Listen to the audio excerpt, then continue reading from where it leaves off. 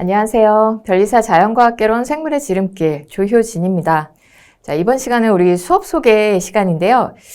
이 시간을 통해서 저희 이제 생물 과목에 대해서 설명드리고 제 수업 특징하고 그 다음에 생물 출제 범위 그리고 마지막으로 공부를 어떻게 하셔야 될지 한번 말씀드려 보겠습니다. 일단 지금 변리사 시험 준비하시는 분들 대부분은 이공계 출신이실 거고 공학 계열 분들도 많으실 텐데요. 생명과 관련된 그런 공학 쪽이 아니시라면 사실 제일 어려운 과목이에요. 제일 어렵고 또 과목 특성상 일단 생물 전 범위에서 이제 골고루 출제되기 때문에 요즘은 거의 안 나오는 단원 없이 진짜 일반 생물학 전체 범위가 나옵니다. 그래서 고등학교 때 배우신 뭐 생명과학 1, 생명과학 2 이렇게 막 나뉘어져 있는데요. 그거 한 개만 하신 분들은 안 배우신 내용도 많습니다. 그 생명과학 1, 2를 다 합친 내용이라고 보시면 되겠어요.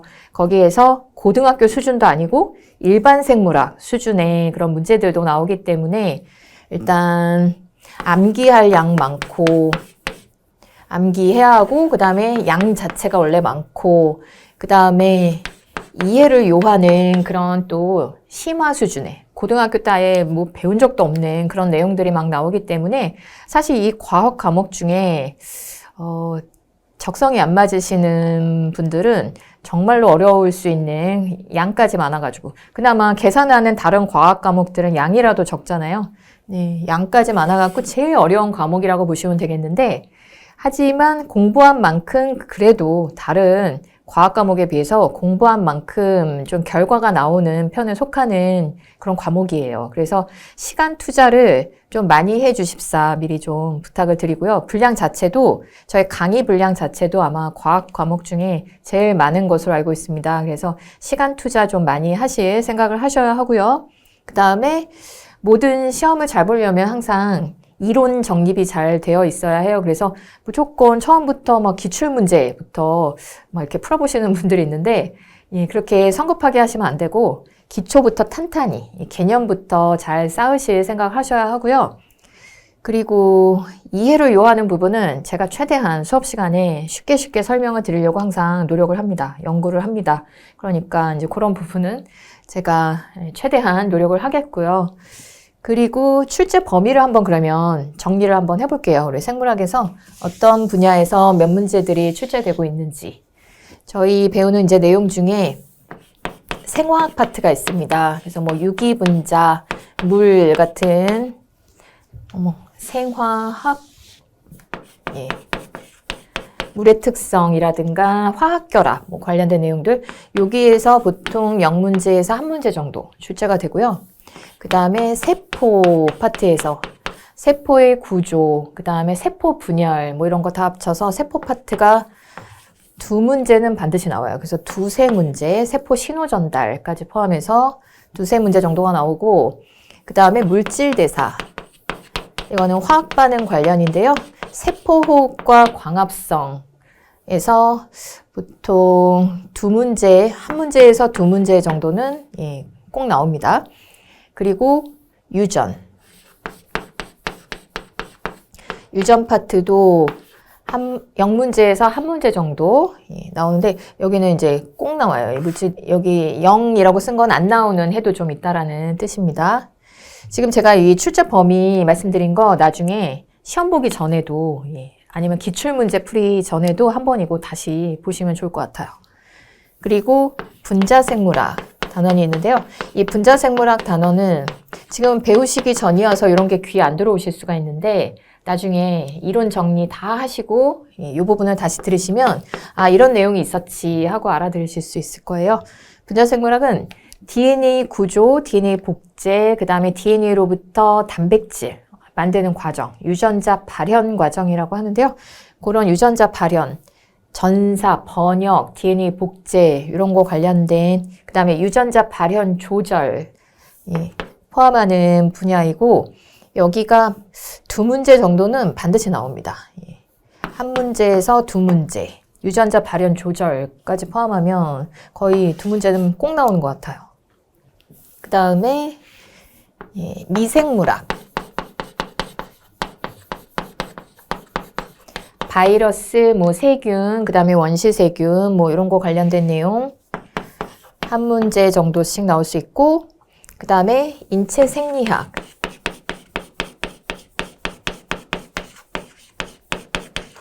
여기가 분량이 어마어마합니다. 우리 10여 가지 기관계를 다 배워야 되거든요. 근데 이게 해마다 그래도 두세 문제씩은 꼭 나와요. 어느 해인가는 세 문제가 나온 적도 있었어요. 그래서 분량이 어마어마한데 하시긴 해야 합니다. 이거를 그냥 날릴 수는 없기 때문에. 그리고 생태 관련된 문제가 0문제에서 많을 때는 뭐 2문제씩 나오기도 하고, 진화도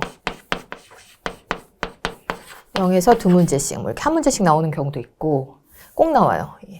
얘가 안 나오면 얘가 나오고, 이런 식으로 이 둘 중에는 반드시 나옵니다. 그 다음에 생명공학 기술.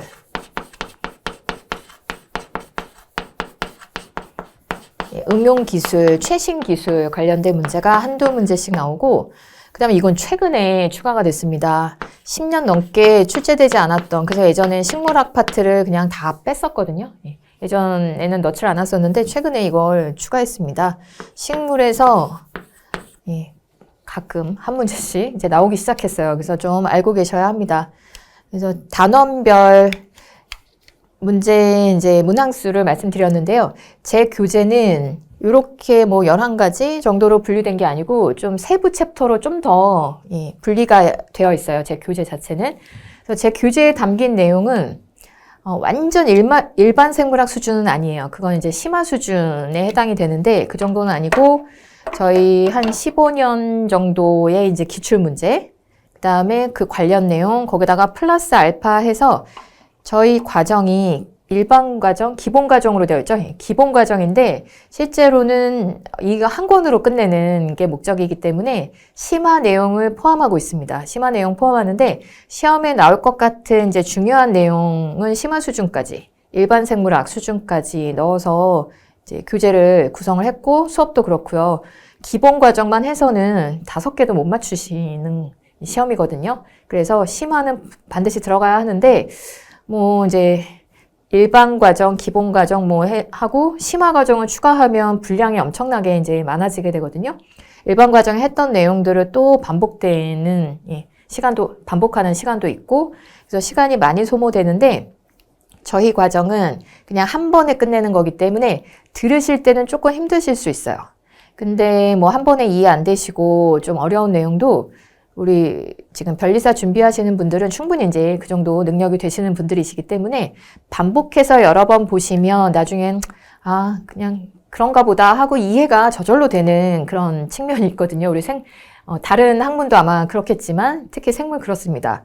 처음에 이해를 요하는 그런 파트는 무슨 말인지 하나도 모르겠어요 하는 파트가 있어요. 근데 2번, 3번 여러 번 반복해서 들으시다 보면 이해가 되실 거예요. 그래서 처음에 들으시기는 완전 기본 내용만 다루는 것은 아니기 때문에 힘드실 수는 있지만 제 과정 하나만 다 끝내시면 반드시 이 생물 파트 10문제 중에 10개를 다 맞추실 수 있으실 거라고 확신합니다. 제가 이제 수업 시간에 말씀드린 내용을 다 자기 걸로 소화만 하신다면. 그래서 시험 보기 전까지 그러면 이 많은 내용들을 어떻게 내 걸로 다 만들어서 시험 때까지 가지고 들어갈 수 있는지 공부 방법을 좀 말씀드릴게요. 특히 또 제가 전공이 이제 생명 쪽이다 보니까 암기법이나 아니면 뇌과학과 관련된 좀 책을 많이 읽었어요. 그래서 공부 방법 어떻게 하면 이제 특히 암기, 그것도 장기 기억으로 우리 수업 시간에 배운 내용을 암기해서 시험 때까지 갖고 갈 수 있을까? 그거 관련된 내용들을 좀 공부를 많이 했습니다. 그래서 우리 수업 시간에 배우신 내용을 단원별로 일단 정리 노트 같은 거 만드시면 도움이 많이 되세요. 이게 좀 시간이 처음에 만들 때는 많이 소요될 수도 있습니다. 그럴 때는 좀 간단하게 만드셔도 되는데요. 단원별 정리 노트를 만들어 놓으시면 다음번에 반복 복습하실 때 후반부에 시간을 많이 절약하실 수가 있어요. 그것도 정리 노트는 타이핑 같은 거 하지 마시고 우리 뇌가 자기 글씨, 자기 필기 글씨로 그 다음에 색상을 좀 많이 활용해서 그렇게 작성하시는 게 좋고, 그 다음에 마인드 매핑 방식으로 이제 뭐든지 내용 정리하면 우리 뇌가 기억을 잘한다라고 하거든요. 우리 뇌 신경세포가 그 시냅스라고 가지치기 한 것 같은 그렇게 형태로 정리를 해놓으면 뇌가 기억을 잘한대요. 근데 처음에 정리 노트 만들 때부터 마인드맵 작성은 좀 산만해 보일 수 있기 때문에 그냥 일반 노트 필기 하듯이 그렇게 약간 요약정리, 제 교재도 사실 요약정리식으로 작성이 되어 있거든요. 일반 생물학 책의 이제 핵심 내용, 시험에 나올 만한 심한 내용까지 조금 넣어서, 그러니까 고등학교 수준보다 조금 심한 내용을 얹어서 요약식으로 정리해 놨는데요. 여러분들 정리 노트 만드실 때는 거기다가 제가 수업 시간에 필기하는 내용 플러스 하고 뭐 줄일 건 또 줄이고 해서 요약을 하시면 되겠고, 그 다음에 장기 기억을 아까 말씀드렸는데요. 우리 장기 기억은 진짜 수개월 이상 유지되는 그런 기억이에요. 우리 수업 시간에 배우신 내용을 장기 기억으로 전환하는 방법은 반복밖에 없습니다. 반복 학습. 복습을 하셔야 되는데 복습하는 것도 요령이 있어요. 그래서 처음에 수업 시간에 배운 내용 그날 한번 보신 내용을 그날 혼자서 한번 한 번 정도 복습하시고 그날 완벽하게 이해하고 암기할 때까지 하루에 여러 번 복습하시는 거 의미 없습니다. 그냥 한 번만 보세요. 다시 보시고 그 다음에 일정 텀을 두고 주기적으로 복습하는 게 장기 기억 전환하는 가장 좋은 방법이에요. 그래서 주기적 복습. 일단 그날 복습하고 그 다음에 일주일쯤 지나서 일주일 동안 배운 내용들을 한번 쭉 빠르게 또 복습을 하세요. 그렇게 여러 번 복습하면 나중에는 이 복습하는 주기를 좀 길게 늘리셔도 됩니다. 그렇게 해서 시험 전까지 반복 복습을 여러 번 하셔야 하고요. 제 강의를 아주 빠르게 이렇게 돌려보시면서 정리 노트 같이 보시는 것도 좋고, 나중에 가서는 정리 노트만으로도 복습하시는 거 충분합니다. 그리고 이제 마지막에 전체 정리 다 끝나고 이론 정리 다 끝나고 시험 전에는 그동안 배운 내용 중에 내 머릿속에 남아있는 거랑 그 다음에 아직 머릿속에 내 걸로 만들지 못한 거 이런 거를 좀 이제 구분을 하셔야 되거든요. 그래서 각 단원별로 핵심 내용 주제를 한 개씩 정해가지고 마인드 맵 작성하는 거 한번 해보시는 게 좋아요.